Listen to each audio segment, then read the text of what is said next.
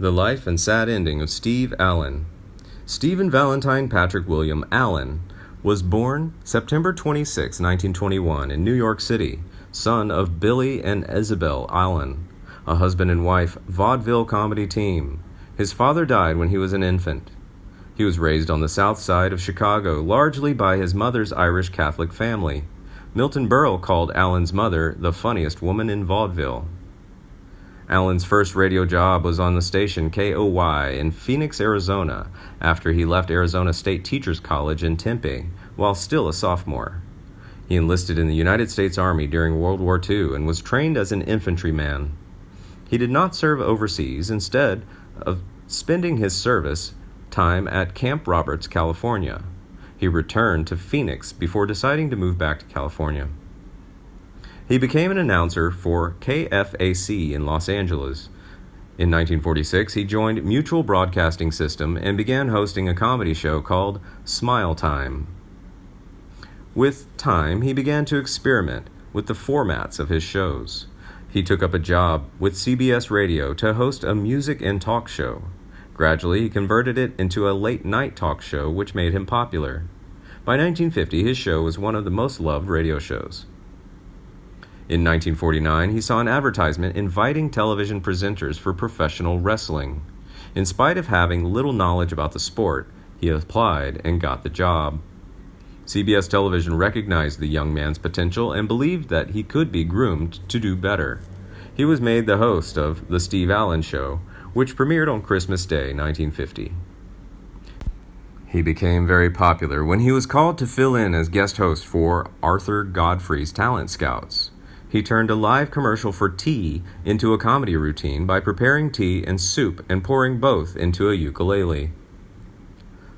From 1953, he appeared regularly on the game show What's My Line and also served as a panelist after Fred Allen died. He continued with the series till its end in 1967. In 1954, he became the host of the talk show Tonight, starring Steve Allen, which was the first version of what was to become known as The Tonight Show. The show was highly popular and achieved long-term success. He was with the show till 1957.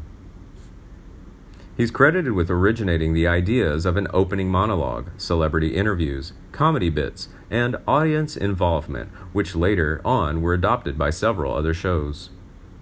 He began hosting The Steve Allen Show in 1956. It was a variety show and ran until 1960 on NBC. Afterwards, it was run in syndicated form from 1962 to 1964. It was critically praised and an award-winning show.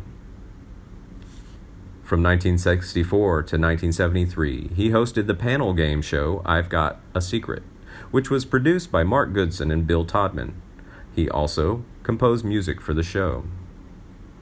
He produced the PBS series Meeting of Minds from 1977 to 1981. In the show, actors played the part of a notable historical figure and were interviewed by Allen. The show won many awards for its ingenuity and regarded it as his favorite show. He was the author of several books of comedy, including Dumpf. He also wrote on religion, notably Steve Allen on the Bible, Religion, and Morality. He was an outspoken critic of organized religion. He was a music composer who had thousands of songs to his credit. He often wrote music and lyrics for Broadway musicals and films.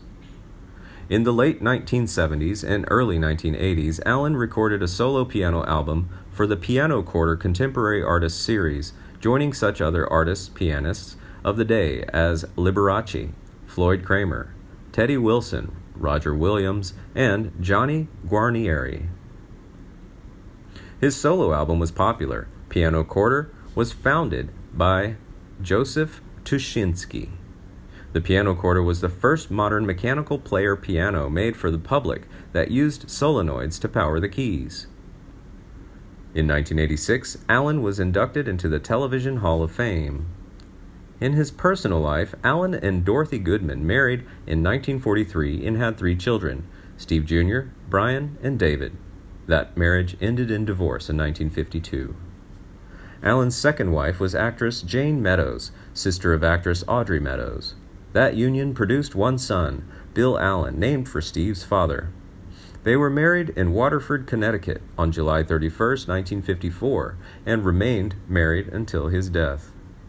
Sadly, Allen died on October 30th, 2000, at the age of 78. At first, it was suspected that he had suffered a fatal heart attack while napping at his son's Los Angeles area home. However, autopsy results showed the real cause of death was a ruptured blood vessel caused by chest injuries he did not realize he had sustained in a minor traffic accident earlier in the day. He is buried at Forest Lawn Memorial Park in Hollywood Hills, Los Angeles. He has 2 stars on the Hollywood Walk of Fame, a television star at 1720 Vine Street, and a radio star at 1537 Vine Street.